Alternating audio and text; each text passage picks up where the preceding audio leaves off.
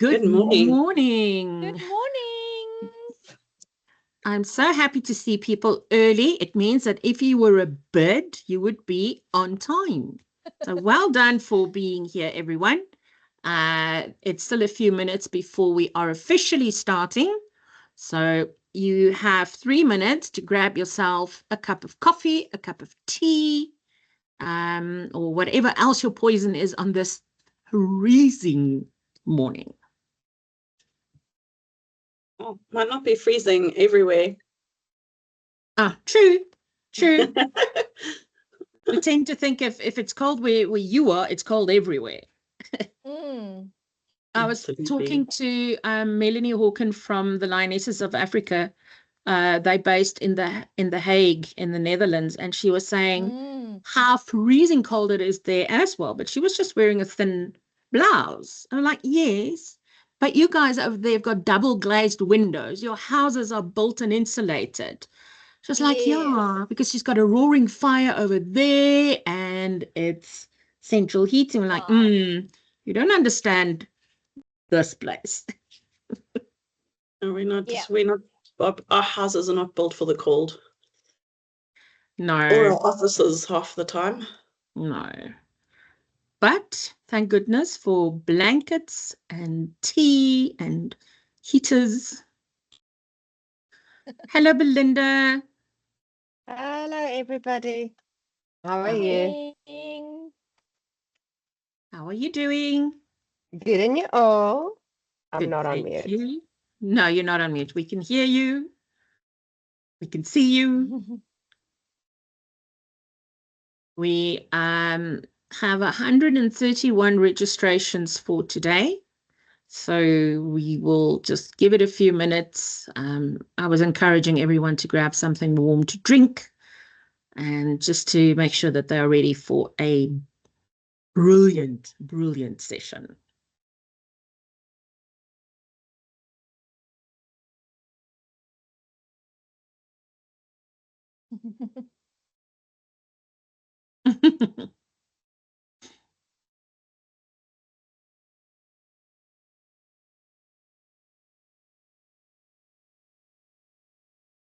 Welcome to those all just joining.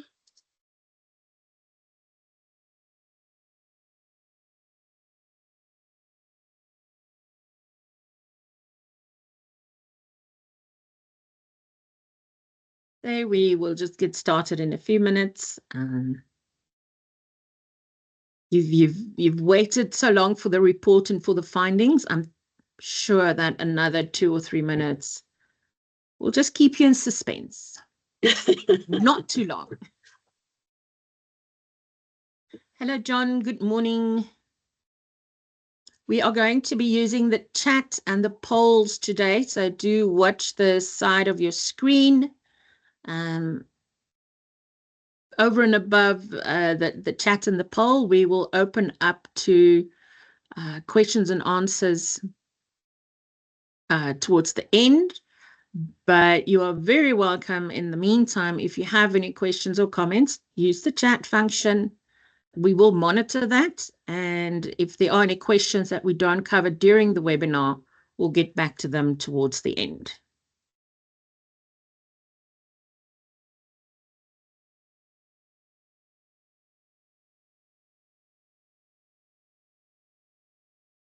Meantime, I'm just admitting everyone.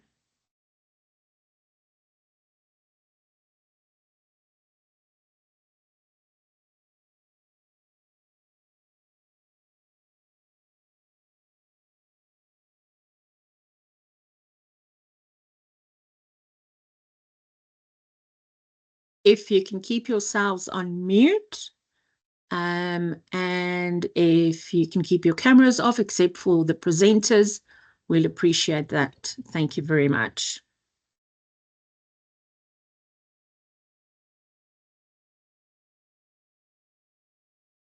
Welcome to meet your fellow webinar attendees. Say where you're from, where you're joining from in the chat. Just nice to know where people are.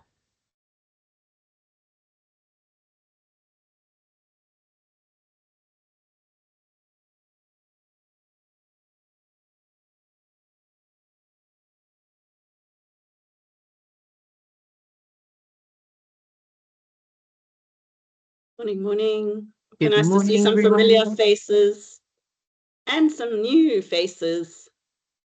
Or names, shall I say, not faces, hey? Names, yes, not seeing many Recognize faces. some of the names. But there we go. Hello, Sally. Hello, Christy. Oh, Hermanus, the sun is out today. You are making us jealous. Oh, It is misty, foggy, and freezing. hello, Julie from sunny Uganda. Oh, Also jealous. sunny Uganda. No, man. I actually think, look, I apologize. This is not a very pretty jacket, but we have two choices. I can either sit and freeze to death, or I can be warm. I prefer the second, I must just say. Hello, Candace. Oh, more Cape Town people. Welcome. What's GQ? Am I? GQ. GQ. Oh, I know where you are from, Candace, but I don't know what GQ is. Hello, Nadine. Nice to see you.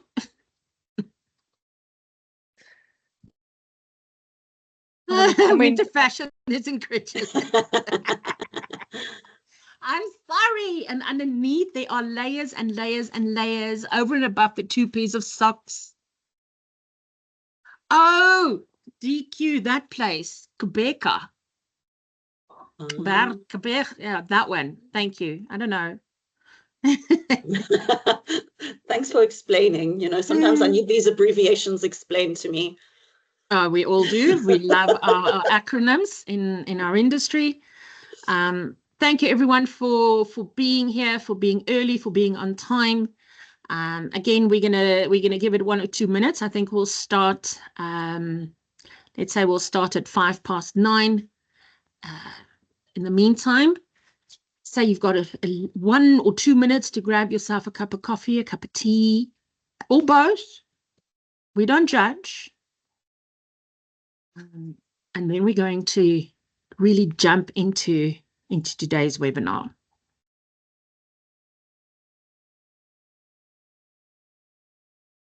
Good morning from Pretoria. Janelle, hello. Saxonwold, Joburg.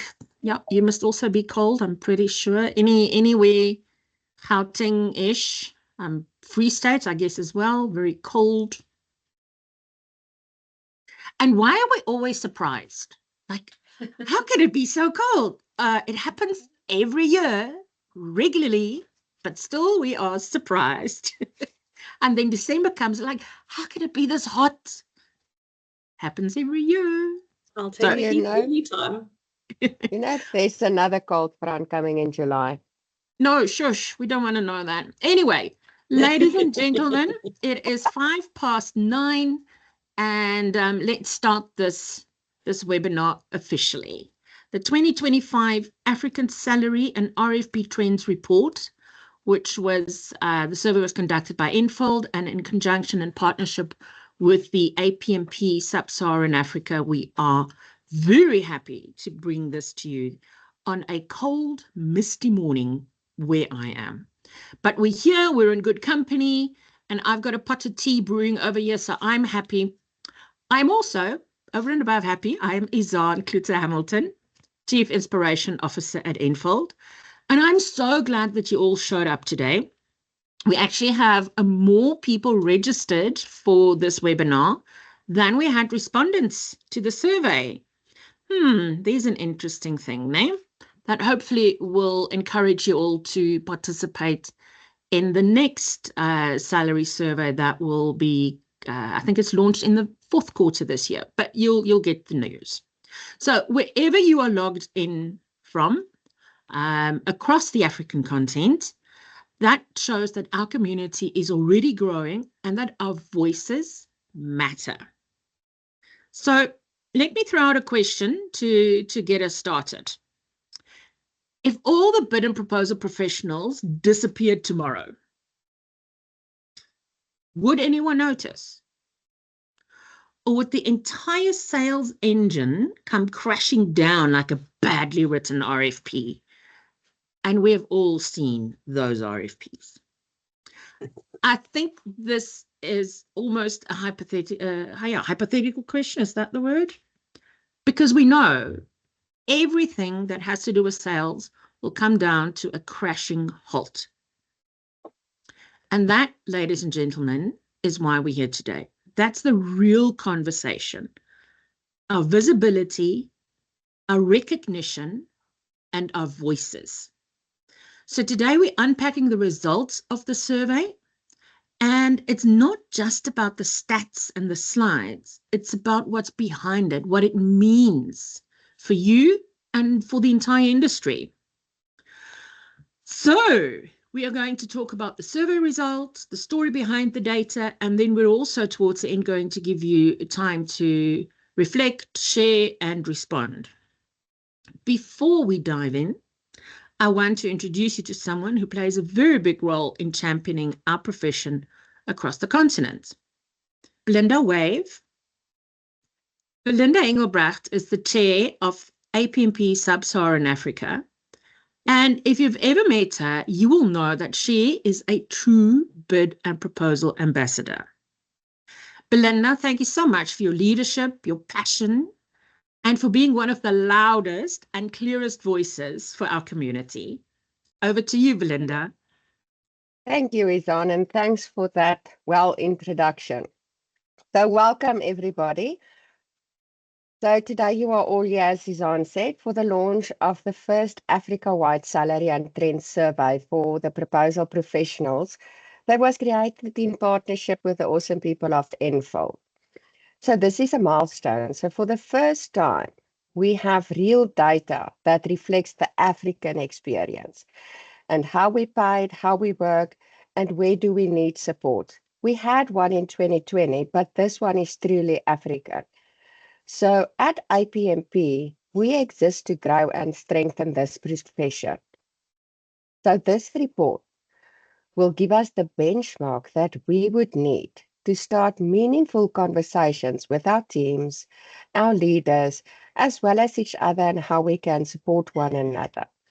So once again, I would like to thank you for being here and helping us build a stronger, more visible proposal community across Africa, because without your inputs on the salary survey report, this would not have been possible. So having that said, let's get into insights. So I'm going to hand you over to Larissa, who is the Chief Win Strategist of nFold. She's been part of APMP since the inception of 2009, also passionate about winning work and educating and training people to win work for their businesses. Larissa, over to you.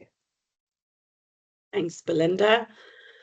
Awesome. So I am excited to share with you share why we initiated this survey. And we surveyed professionals across Africa for the first time. This used to be just limited to South Africa, but now that we are APMP Sub-Saharan Africa, we are hoping to start to create a wider, broader view of what this profession is like in Africa. And we really wanted to understand a lot more than just salaries. We wanted to understand our roles, how we're compensated, how we are recognized, what's our well-being, what our workload looks like today. And we're going to look at 4 themes today, which is really around the employment trends, how much we are earning, of course, workload versus value, what is our value as bid professionals, and of course, job satisfaction and development. So today is long overdue and vitally important for our profession. As Belinda said, it's the first time we've collected and published African-wide data at this scale. And it's really a dedicated salary for us, built for us, by us, covering Southern, East, West, and Central Africa.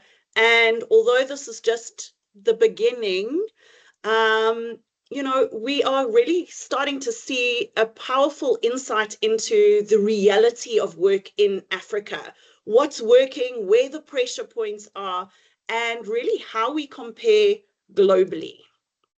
So really, it's about what can we take from this report to win more together. And to kick things off, I'm going to start with a high-level walkthrough of what the data tells us beyond just the numbers. This is the story of what it means to work in proposals across Africa in 2025. So, without ado, let's start with the key findings at a glance. First and foremost, let's look at the team size and capacity. Most African proposal teams are small but mighty. Nearly 63% of respondents work in teams of 5 or fewer, and that's already lean if we look at it in comparison to global teams who are delivering the same volume of tenders as us, but their teams on average are 8 people in a team. So this means African professionals are multitasking across bid coordination, writing, pricing, even sales admin, often in one role, far more than our global counterparts. If we look at the time versus value spent in terms of proposals, I think it's important to understand that currently, according to the Lupio report, and you will see that we'll do a lot of comparison between the APMP and Lupio Global Trends report and Global Careers report, because that gives us something to benchmark ourselves against. And RFPs count for 37% of a company's revenue on average. That means some companies could count for more, but that's a third of most companies' revenue. So in Africa, we're seeing that we're spending on average 40 to 49 hours per proposal, and I shouldn't say 30%, sorry, it should say 30 hours at peak times. So what that's showing is that we're spending a little bit more time than our global counterparts, who are spending about 25 hours on average. But what it is showing is during peak times, we're cutting corners and we are speeding through proposals. So interesting, not surprising though, when we start looking at later statistics, why we're spending a little bit more time, because we don't always have the tools to assist us in supporting it. And most of our responses in Africa still remain manual. And then in terms of the remuneration trends, which of course draws a lot of interest. So let's get real. Salaries across Africa vary greatly, and there's a lot of complexity that comes into salaries, but the most common salary bands are we kind of looking between 20,000 Rand and 50,000 Rand.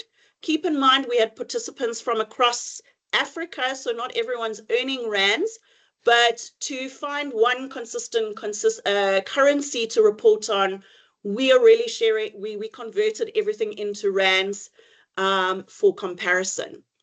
What we can show you as well is that the average age of our profession is between 35 and 45 years of age, and bid managers in that range are earning between 35 and 65,000 Rand. So again, it does depend on sector and depth. And of course, you can see in terms of age and tenure that impacts in terms of the salaries. Now, there's something I'd like to just pause on briefly in terms of the finding. Although the majority of survey respondents were women, the data shows that men are more likely to show up or appear in the higher salary bands. So it does point to a gender pay gap that exists in our space. And that's something we need to keep tracking, challenging, and closing over time. Also, it is inconsistent in terms of how much our salaries vary. And I think that inconsistency is part of the problem that we need to start challenging within our profession. Right, so let's look at job satisfaction and development. What we're seeing is less than half of our profession is truly happy or feels adequately empowered. 44.8% say they're satisfied with their current position. but 43.8 feel neutral, and around 11% are outright dissatisfied. That's a lot of people simply getting through the day, not feeling fully fulfilled. Interestingly, though, most of us want to stay in our profession and love what we do. So when we look at growth, only 29.5 feel satisfied with their development opportunities, which means the majority of us feel underdeveloped, supported of where our careers are headed. So that isn't just personal frustration, it's a warning sign for our profession overall. There's a clear and urgent gap in career pathing, leadership recognition, and strategic support for proposal professionals in Africa. So we have a way to go if we want people to stay within our profession and thrive. We need to do better. Here, if we look at AI and tools, globally, 60% of teams are using proposal automation software, which is a complete contrast if we are looking at the fact that less than 10% of us in Africa have adopted these tools. Also, only 60% of us are using AI on a very limited basis, versus 68% globally who are using AI extensively. So this shows that, first of all, we have less people doing the same volume with a lot less tools and technology support. Our work is a lot more manual, but this is showing that there's a high risk of burnout, probably more than our global counterparts, but also there's a lot of potential to innovate, to adopt, and invest in technology and tools. And we're essentially competing at global standards, but with far less of the global tools at our disposal. So definitely some opportunities there for us. And then APMP membership and career outlook.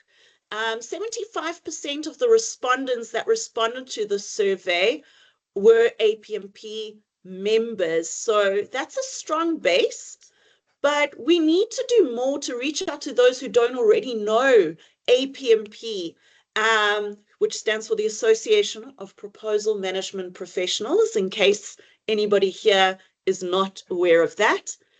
And what we're seeing here is that most of our APMP members are at a foundational level, and with only a few starting to adopt the practitioner level certification, and then less than 1% of the professional level.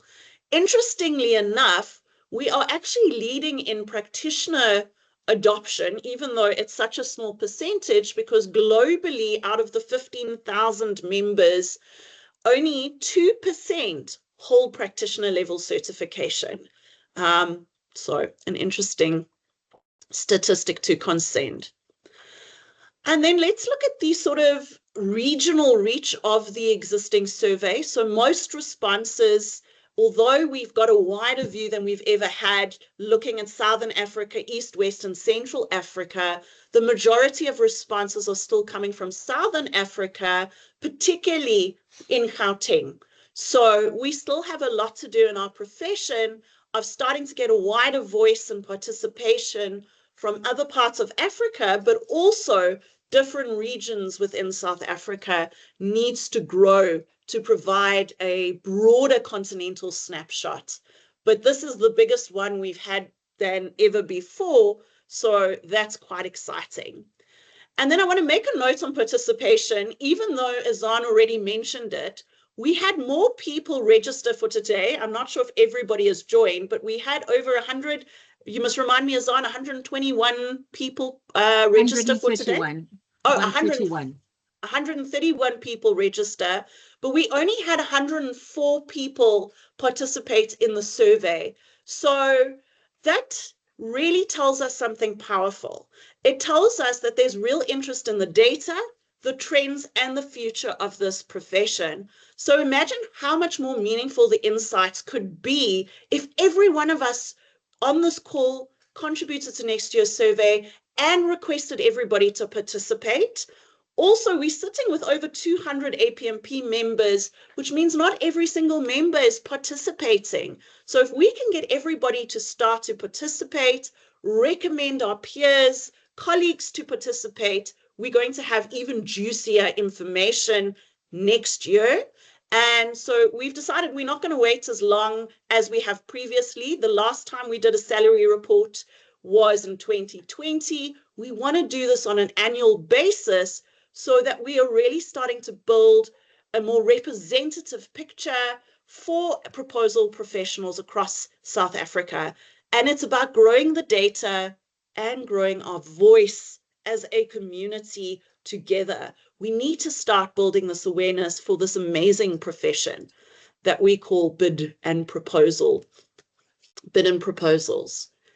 And then this last statistic, I think, is a really interesting one overview of how we're measuring up versus our global counterparts. So you can see, despite we handling comparable proposal volumes, African teams are operating with smaller headcounts, limited tools, and we're working longer hours than our global counterparts on average. However, if we look at top performing global teams, they're more resourced and more data-driven, and sometimes are having even larger teams. So African top performers are mirroring the same traits, but succeed despite some of these constraints, showcasing, I believe, our resilience, innovation, and our commitment to our profession. Also, top performing teams are 2 times more likely to be APMP certified. And if you look at the Loop Year reports, just being an APMP member, already having some knowledge and access to best practices, those teams are winning more. But let's be honest, we're not behind due to lack of will. We're behind because of lack of structure, support on development, and visibility. So global teams often have bigger teams, more specialization, more tools, and although they're still challenging for recognition, they're definitely more advanced than we are in Africa, which means we've got a little bit more to do to get there. So I think African proposal professionals bring unmatched resilience, adaptability, and a remarkable ability to deliver under extreme pressure. So this report not only lays a foundation for deeper insights into salaries, into roles, into tools, diversity, and team dynamics, it presents a clear opportunity for stakeholders across Africa to do more than just keep up.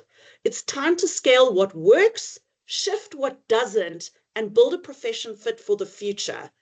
And to win more together, we must invest in people through certification, training, and recommendation.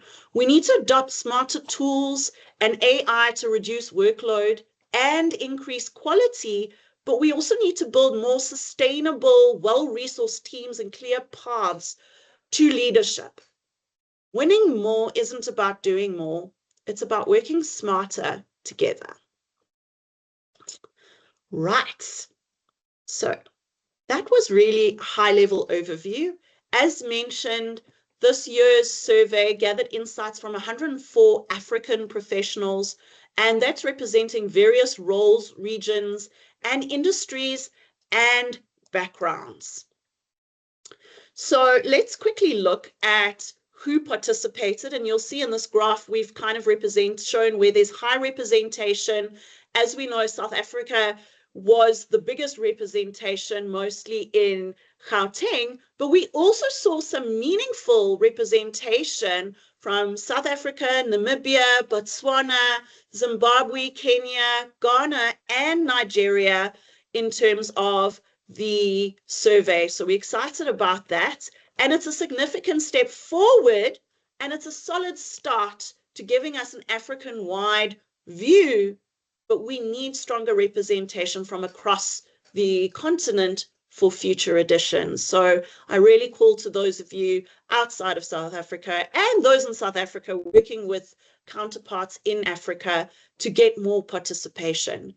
What is interesting to note about the geographies represented is that South Africa seems to have slightly more established proposal teams. This may be because APMP South Africa has been established in South Africa for a lot longer than it has in Africa.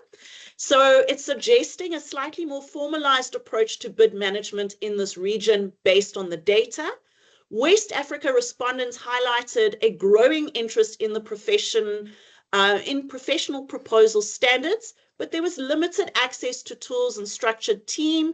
And East Africa, professionals reported working a lot more hybrid roles, often blending sales proposal writing, reflecting slightly leaner team models. So interesting to see slight differences in the regional findings of the report.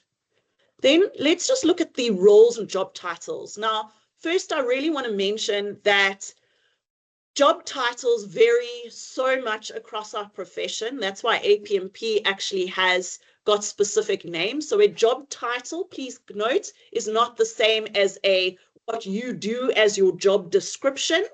And then a job description and roles are very different. So we see roles from a professional perspective as being quite different. But it's interesting to see that the top 3 job roles in our survey was the bid and proposal manager, tender administrator, and business development support. But titles really only tell part of the story.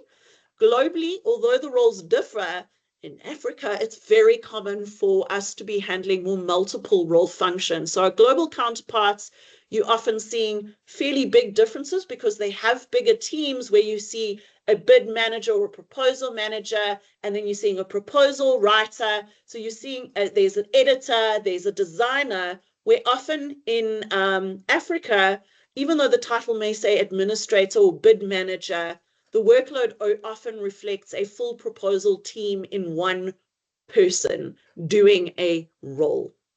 So interesting in terms of the findings there. And then looking at gender and age distribution, I think really what I want to highlight here is though 68.6% of the respondents are identifying as female. This is a reduction in what we saw last year, which was 80%. And I think that's because we've broadened it across Africa. And that compares to, in terms of global requirements, we're kind of looking at a 50-50 kind of split between male and female. But even though females were the majority of respondents, they are still underrepresented in the highest salary bands and leadership roles. And that's echoing a global trend for needing to work towards better equity. Most survey participants we are seeing are mid-career professionals, predominantly falling between 30 and 40 years of age. So interesting enough, looking against our global counterparts, we are a relatively young, experienced, and highly capable workforce, one that's contributing massive value, often without all the recognition and structure it deserves. And in South Africa, anyone under 30 is considered youth. So that also signals an opportunity that we need to develop new entrants and invest in the space for this path and skills development to create job creation. So there is a lot of opportunity to even bring in more youth into our job for the future of our profession. So interesting to consider that. So again, just giving you some context around the survey demographics. Then in terms of education and qualification, the education level of professionals across Africa reflects a fairly qualified workforce. There's a clear trend towards formal academic achievement and continued professional development. And what we're seeing is 35.2% of our respondents have completed a degree or certificate program. 25.7% hold a bachelor's degree, 21.9% have postgraduate degrees, including honors, masters, or other advanced degrees, and only 11.4% report high school as the highest level of education. And the remainder of 6% includes those with some college experience or vocational training. And so what we see this in comparison to foundation and APMP certification is that Lupio Global Data highlights that 81% of top earners are APMP members and 54% hold at least foundation certification. And Izan later is going to put in our chat, and we're going to have QR codes later for you to download the reports, because there's a lot more detail than we're able to share in today's webinar. You can gain access to. You will see the results are also reflecting APMP certification does seem to correlate those in our role to slightly higher salary bands or into the higher part of that. So there's definitely a recognition that correlates directly with structured certification, and that also correlates, our education and qualifications correlates to being in the higher salary bands as well.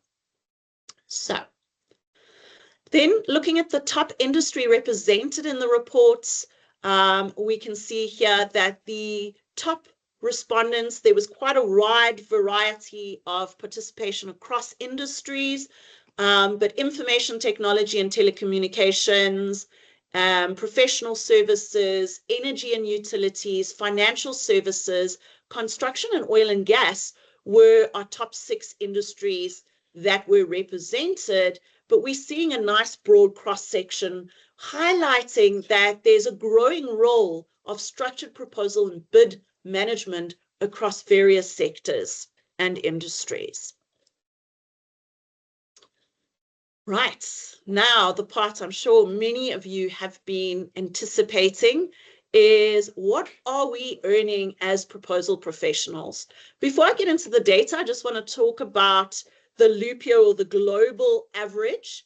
The global average salary for proposal professionals globally is approximately 1.7 million rand annually, versus what most of us are earning in Africa, which is sitting about below 600,000 rand. But of course, we also do need to account for local economies, cost of living, and sizes of organizations when we are looking at that from a standard perspective. But I think it is always good to see what are our global counterparts looking for. And we're definitely in a very competitive, growing profession. And it's interesting, if you go and look at averages of salaries across the African continent, and you look at salary averages, we are actually in a fairly highly paid profession. But again, it does depend where and how you've professionalized, how you've built recognition, etc. So looking at the above, or looking at the current slides, the most common salary ranges we're seeing is between 20,000 to 49,000 rand a month in terms of earning. The summary is really looking at a few things. So we're seeing professionals with 1 to 5 years of experience are generally clustered between the 20 to 40,000 range. And this is in rands, of course. Those with 6 to 10 years or more tend to be in the 40 to 59,000 rand plus brackets, with a small segment looking above 80,000 rand a month. But you can also see in the data here, and I just want to point that out on the laser here, is that there is a small minority earning above that, going 90,000 to over 100,000 rand. So, and again, you can see that there are lower bands as well in the profession for those just joining and entering into the profession. I think what's also important to note, and I mentioned earlier the disparity from gender, is, and this is just to give you an indication, that 9.1% of male respondents earn over 500,000 rand annually, compared to 4.2% of women. We also see far less male respondents in the lower salary bands than women. So there's definitely some gender pay gap focus needed in our industry. Also, I want to note that regionally, we're seeing some differences. So those in South Africa, particularly in Gauteng, tend to be in the higher salary bands, where other regions in West and East Africa are showing in the lower salary bands. And that could also be due to lower cost of living, smaller scale operations, but also maybe the recognition of this profession. And also it depends on how strategic these bid offices are functioning, or are they seen as just an admin function. So I do think that there's a lot of variety, and you'll see more detail of this in the actual report. So we always do need to consider salaries in context as well. But it does start giving us an interesting base as we're starting to see the different segmentations between genders as well as different regions. But I also want to make a note that I haven't shown a slide here, and we go into details around benefits. And when we look at benefits with salaries, again, it's a very mixed bag. Medical aid and retirement benefits seem to be the most common. But things like flexible hours, APMP sponsorship, and access to proposal tools seem to be a lot rarer in Africa.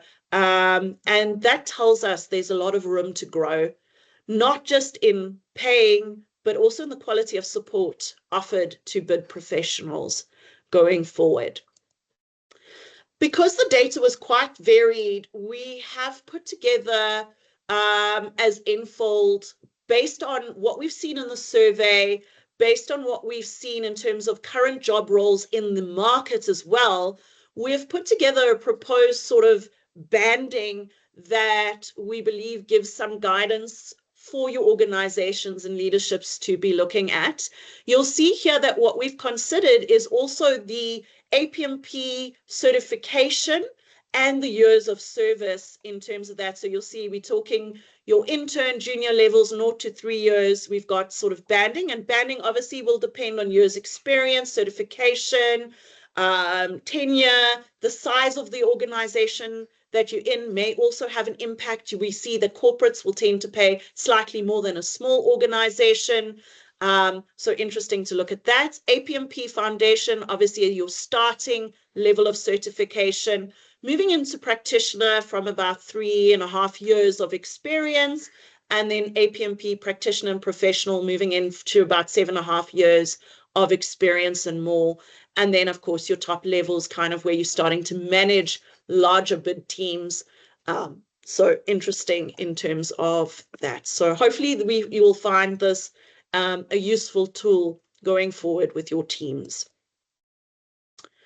Okay, so I want to now talk about workload versus impact, because we cannot look at just workload, just salaries, just roles without really looking at the value that we bring to our organization. So I mentioned earlier that, and this is based on the Lupio APMP Global Report, RFPs influence 1/3 of a revenue for an organization. Some organizations can even be higher than that.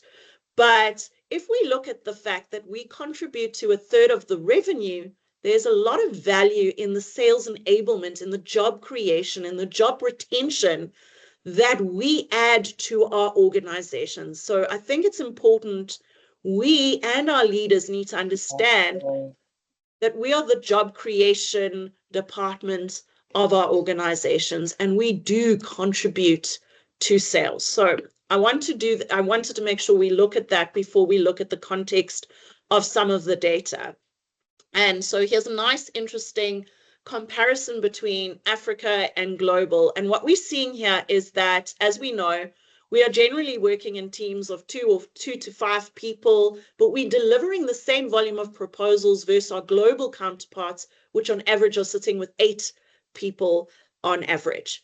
Also, more than half of the respondents are spending between 40 to 49 hours on a proposal, and 30 hours during peak times. So that's showing that under pressure, we're able to do it a little bit quicker, but are we doing quantity versus quality when it comes to that?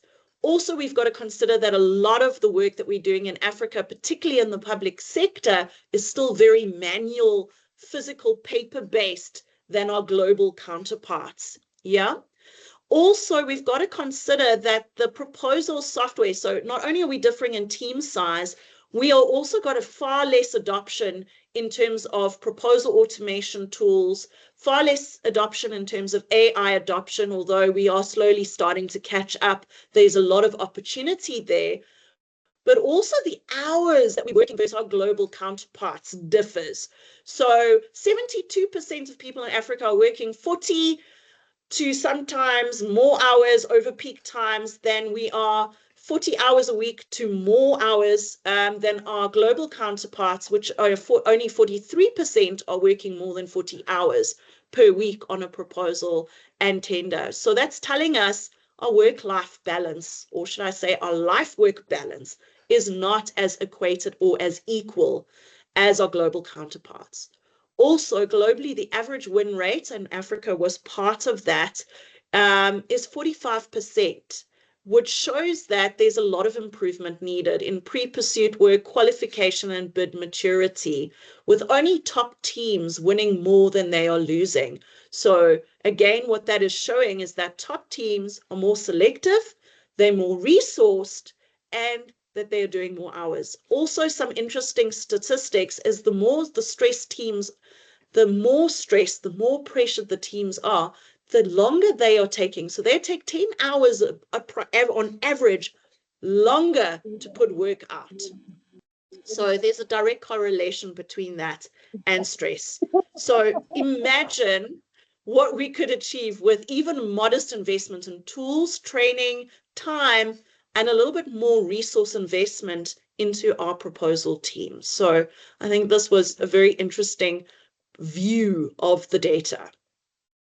Okay, so let's talk people, because even the best technology can't fix an exhausted team. So there is big pressure in the African proposal world, but there is also bigger potential in terms of what we're able to achieve. And burnout is real. I think that the previous slide really spoke to that. And really, the statistics are showing that over 50% of respondents report feeling overworked.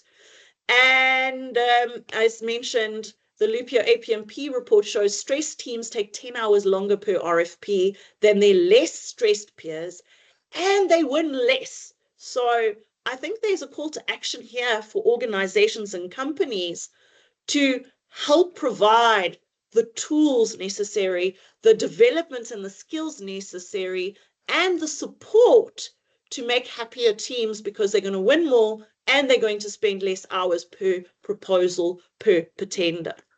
You can see over 40% work over 40 hours weekly. Nearly 20% of people feel unfulfilled, and tool adoption is still way lower than global norms. But I think what's really striking, and this is really a big number for companies to consider, is although the majority of respondents want to stay in the proposal profession, they see growth in our profession, we're passionate about our profession, 40%, over 40% are considering moving out of the existing organization.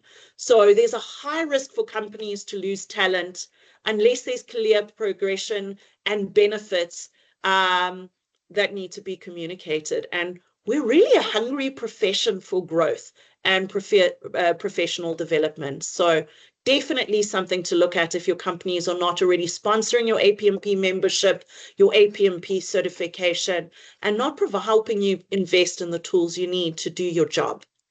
So interesting value there. And then I want to close off with what's next, right? Because why do we do this data in this report, right? It's for our leaders, it's for our companies, it's for us as a profession, and it's for us to raise our voice as a profession, to write our own story. And it's up to each of us to participate in this profession, to go and share these kinds of insights and papers, to go and to the LinkedIn of Sub-Saharan Africa, nFold, etc., to go and push the story around what we do and the value that we add as an organization, because together we will have a stronger voice. And that's really what these kinds of data points and reports are so valuable. Yeah. And we hope to bring out, like I said, we want to do this annually. We want to be bringing in more insights from an APMP and an nFold community perspective. And there are challenges, but with challenges come opportunities. The top challenges that we've seen on the data is resource constraints. And we can see that very clearly if we're looking at team sizes versus obviously access to tools. Tight deadlines remain a real challenge for us, particularly because we're working with very manual processes. Internal communication, feedback and support from teams and the internal stakeholders within our teams, working with subject matter experts, getting support and feedback on time remains a major challenge for us. Of course, the competitive pressure, right? Our environment and our teams, we're working with bigger competition, far more educated teams. We're starting to see globally that more new providers are being awarded work than ever before. So being an incumbent or being the current support is no longer a guarantee because procurement processes are becoming more difficult. And of course, managing team dynamics, better working relationships between sales, subject matter experts, and the bid officers and operations is becoming a vital enabler because bids and proposals are becoming far more important than they ever have been before, because of the fact that it's going to be a lot harder to win opportunities because of the increasing procurement pressures that we're seeing in the African landscape. A lot less is coming on relationships, a lot more on fraud and corruption is starting to be put down. But of course, there's growth opportunities that come with that. If we can adopt better technology, we're starting to see a shift even in the public sector towards starting to becoming more technology-based. That's going to help us to reduce some time, help us gain some efficiencies so we can spend more time on the strategic stuff versus the looking for the standard kind of documentation we use, looking at team specialization, so more resource teams, and of course, training and professional development, not only for our proposal teams, which is critical, but also making sure we're educating our sales teams and our subject matter teams to work with the proposal teams more effectively. And then, of course, looking at recommendations, and you will see that the report really wants to show a few things, but there's a clear message behind the numbers. We have the talent in Africa. We're generating the value. We are bringing in the wins. We're delivering the volumes, but we're doing it under strain. And now we have the data to back up, I think, what many of us have been feeling for years. And if we want to build stronger teams and win more as organizations, we've got to invest in people. We've got to structure the growth. We've got to equip them with the tools and processes they need, and then watch them win. So really, really important in terms of that. So please, we need to download the report. There's some tips for what you as proposal professionals, what we as organizations can do as leaders, as well as what we can do as communities. And so you can download the app, which is now available for download. Zan's also going to put it into the chat. And that is really the high-level findings from my side. I'm going to hand over back to you, Zan, to introduce Deshni so we can get into questions and answers.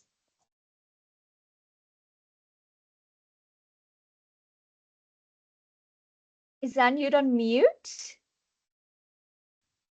Hey, someone has to be on mute. Thanks, Larissa. Thank you very much for all of that. A lot of information that you shared today, but there is a lot more information in the report, and we'll talk to you about where you can get access to the report and the webinar after this. We are not done yet, so please don't leave. Right now, we are going to answer a few questions on the panel. And Deshni, if you would take over here, please. Deshni is the WIN executive at nFold, who will be leading this panel. Almost said question. What is it when you get caught by the police and they question you? That thing. Interrogation. But no. Interrogation, yes. Deshni, you will lead this interrogation. And then afterwards, we are going to open it to the floor. I saw some questions in the chat. I think I've answered most of them.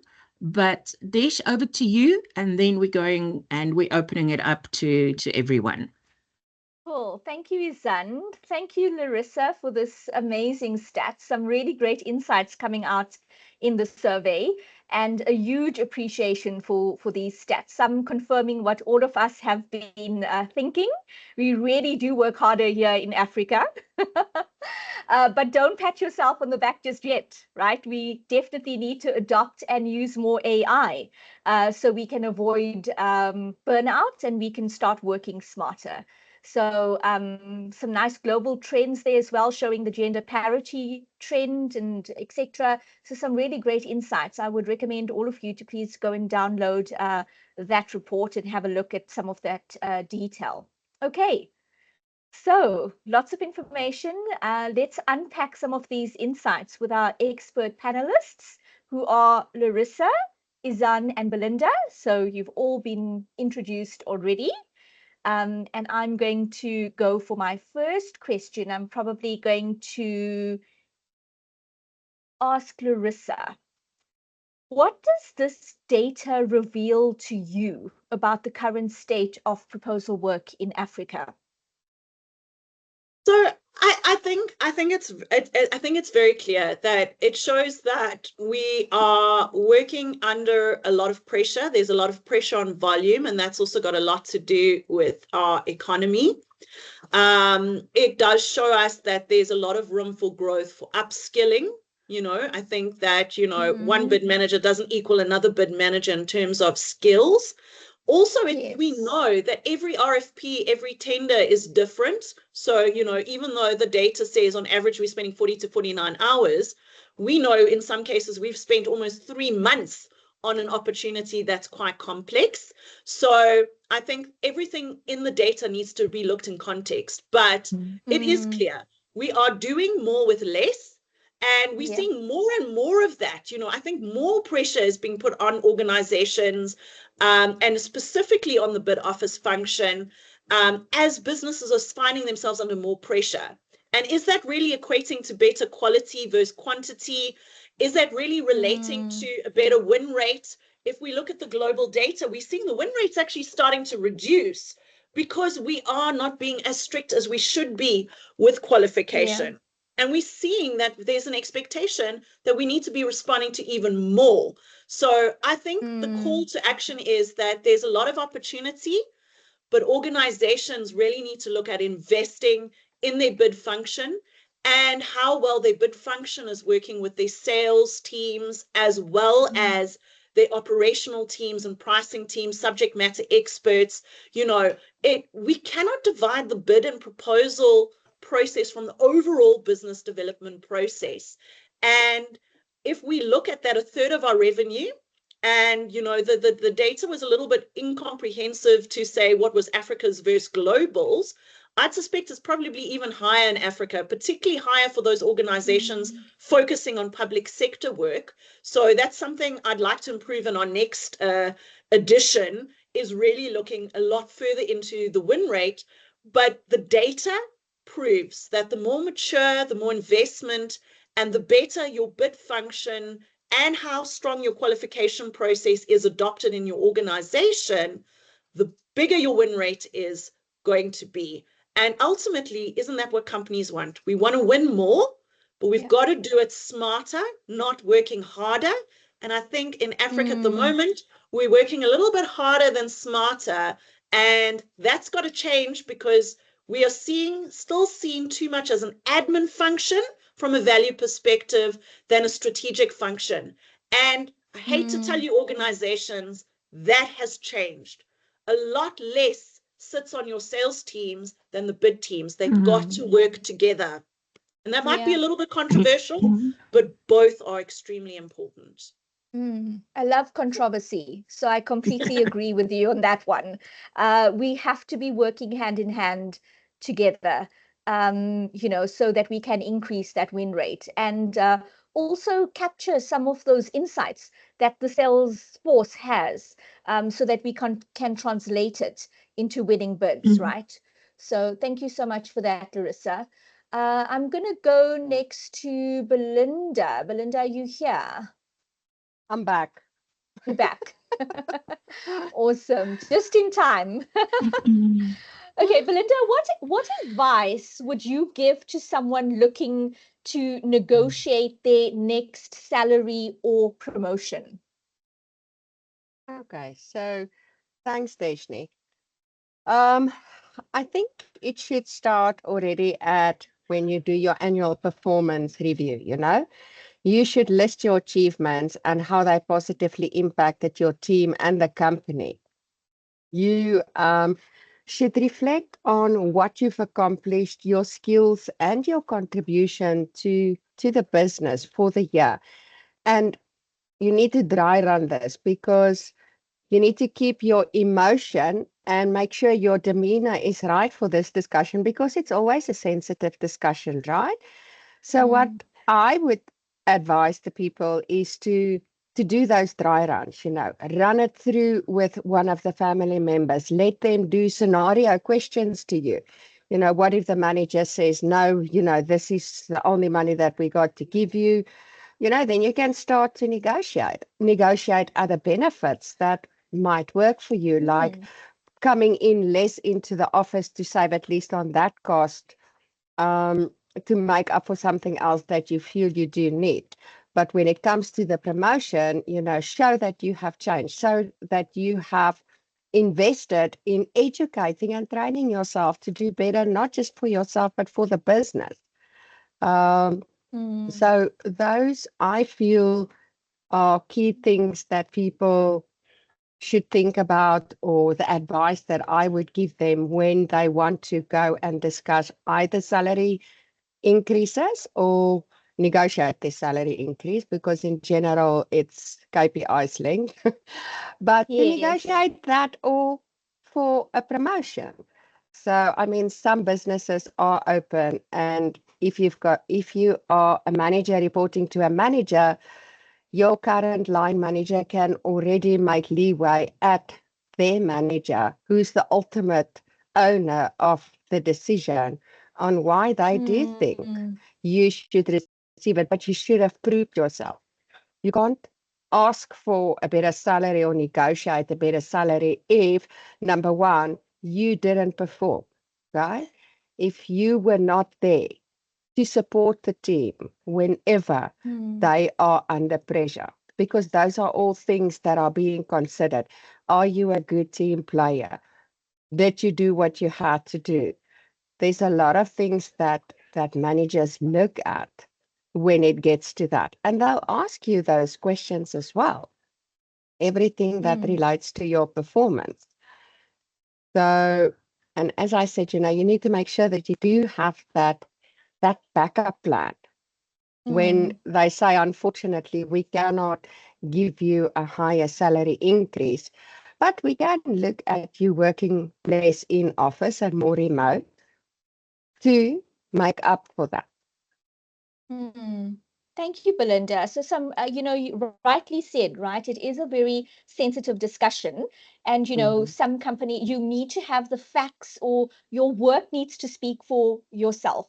When you are not in that room, your work speaks for you, right? So that's important. Yes. But also when a company is not able to sufficiently increase your salary or bonus. That's a great point around non-monetary, Yes. benefits that could come out of that conversation. Thank you, Belinda. Most definitely. Okay. My next question, I'm going to go to Izan. Do you feel that proposal professionals are fairly compensated? Quite a burning question. Why do I get the hot potato? Because if I say yes, I'm in trouble, and if I say no, I'm also in trouble. So I'm going to take the lawyer answer, Deshni, and I'm going to say it depends. Larissa mentioned that things need to be seen in context. And I think that's an important, because if you have 5 people in the room and they all have the job title of bid manager, you will have 5 different salaries. You'll have 5 different experience levels, skills level, competency levels. So it does really depend on, do you work for a global organization where salaries tend to be higher than if you're working for a small or medium enterprise? Salaries there tend to be lower, but then I think there's often more non-monetary benefits with the smaller organizations and more monetary benefits with larger ones. I looked at the PNet salary survey for 2025, and of course there's no job role there called bid and proposal manager. There's sales functions, there's admin, there's support, there's design. So, and I think that's maybe one area where we can almost benchmark against other professions. So, for example, they have a sales administrator role. And I think to an extent you can associate that with a bid administrator or a bid coordinator type role. And there, the salaries vary between 16 and 23,000 Rand, which I think very much correlates with what bid coordinators, bid administrators could earn. Again, it depends on, do you have APMP certification? Is this your first year on the job? How many years of experience do you have? What's the industry? So there's definitely a lot of dependencies. So to answer your question, I plead the fifth. I'm not going to answer the question and say, yes, they are, or no, they are not. There are just too many dependencies. For fun, I will put that link from PNet into the chat here. But yeah, it's a very tough question to answer. Yeah, it is a tough question. Absolutely. Sorry, Larissa. No worries. I was going to say maybe a nice way to ask the question for you, Izan, is to say, do we think that we are worth more in the profession? And I think that should be a resounding yes, right? Yes, of course. A resounding yes, for sure. Be given paid stress fees. That's a good one. Awesome. Yeah, I tend to agree with you, Izan. There's lots of variables as to, the compensation, your different levels of qualification, your job description, and those type of things, right? But I think generally within the African landscape, a lot of us do think that we should be paid more because of the different, the different responsibilities that we take on and the pressures of of what happens within a bid office, which only the insiders know. What happens in Vegas stays in Vegas. What happens in Vegas stays in Vegas. Absolutely. I am then going to take a question from the attendees. Does anybody have a question? Raise your hand, unmute your mic. And let us know what that is, and then we will get one of the panelists to answer that for you. Any takers? Yes? I see one from Amber in the chat. I did see that, yes. She says, as mentioned, since the bid office is frequently perceived as merely an administrative function, how can one effectively demonstrate its strategic value and convince management to invest in the resources and tools necessary for its growth and success? Great. Who would like to take that one on? Lisa, why don't you answer the question? There we go. Myself? Yes. Me? Yes. Okay. Okay, perfect. Do you mind just repeating the question for me, Larissa? Sorry. No worries, no worries. So sorry, I need to go back. She says, the bid office is frequently, she said the bid office is frequently perceived as an administrative function. How can one effectively demonstrate its strategic value and convince management to invest in resources and tools necessary for its growth and success? Perfect. So that's a great question. And I think one way to do that is to put your hand up for more work. Controversial, right? But in my previous life, that's basically what we did. We were not a strategic bid office, but we put our hands up for initiatives like helping bring in women-led businesses and to grow our network within our supply chain, to add on women-led businesses. We put up our hand for helping out on proactive opportunities. We also put our hands up to coach the sales teams on the capture planning process. And so we then were able to show the value, and we were able to get investment for tools that we needed to be able to do a better job than what we were doing within those initiatives. So there's lots of ways that you could do that.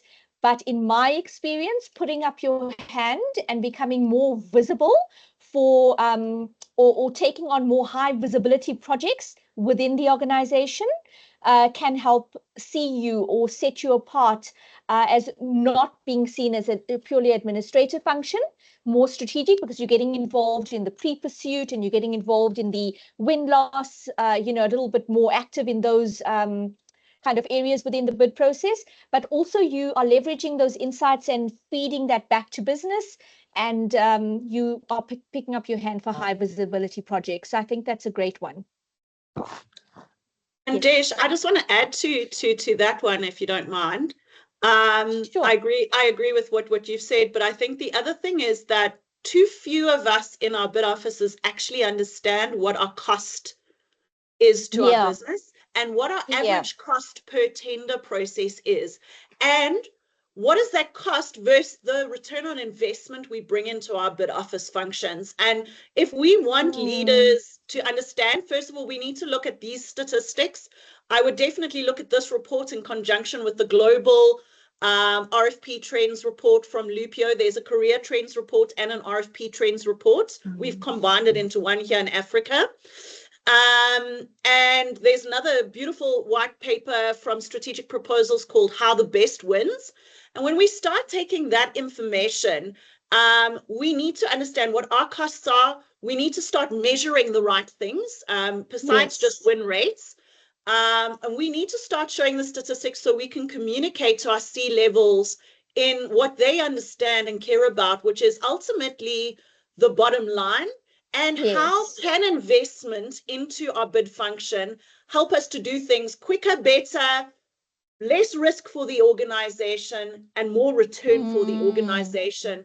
I think is absolutely critical. So we need to do what we're not very good at, and our sales counterparts are, is we need to start singing and promoting our own praises to the organization to show the value that we add. And I think that fundamentally is an area we need to improve as a profession doing. Agreed. Thank you, Larissa.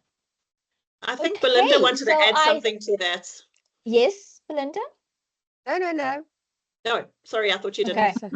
No, we're a major bid studio, so we... Thank you. So that was it from the panelists. I'm going to hand back over to Izan. Yes, thank you. Thank you, Desh. I see questions in the chat, which I'll get to in a second. Right now, you have the opportunity to unmute your mics and ask any questions. Otherwise, you're welcome to pop your questions in the chat, and we'll get to those before I share the links for the download. So I see one question here. Whitney Jade said, what innovations or technologies can help improve, where did it go? Too fast. Improve bid efficiency or win rate. Okay, you've got it. What innovations or technologies can help improve bid efficiency or win rate? I think before you start with technology, you need to understand your business processes. We have a colleague in Switzerland that says a fool with a tool is still just a fool.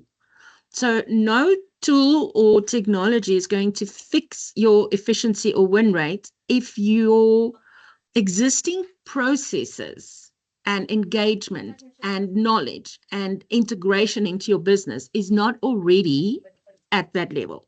So assuming it is, most definitely learn and embrace AI. It is a tool. It is like Microsoft Word. It is like Google. It's like Grammarly. It is a tool, and your efficiency will only improve once you understand how to use the tool. And then the last thing I would say is to build your content library, build your sales and proposal content library. It is one of the most powerful things to have, because then you don't start at zero every time. You can be on the lookout for information that we're actually planning a campaign around content libraries, but on our website, on APMP's website, there's a lot of information about content libraries. So I think that for me is probably the fastest and easiest ways to improve.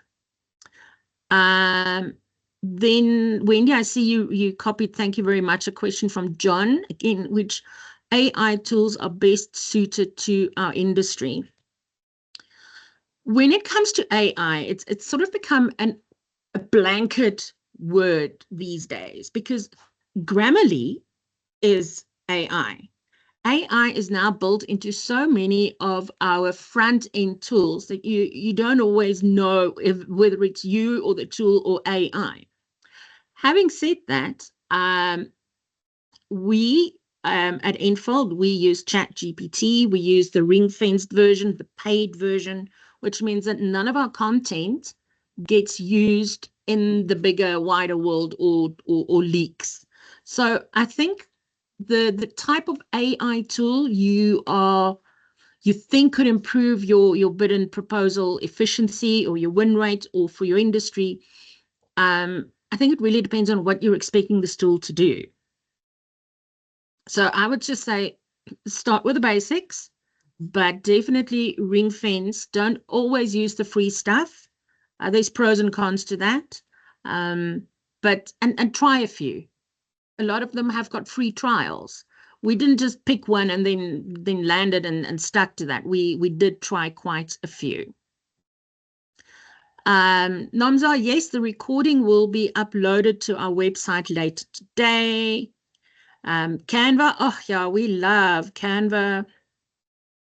Have I missed any questions? No, I don't think so. I think that was it. Okay.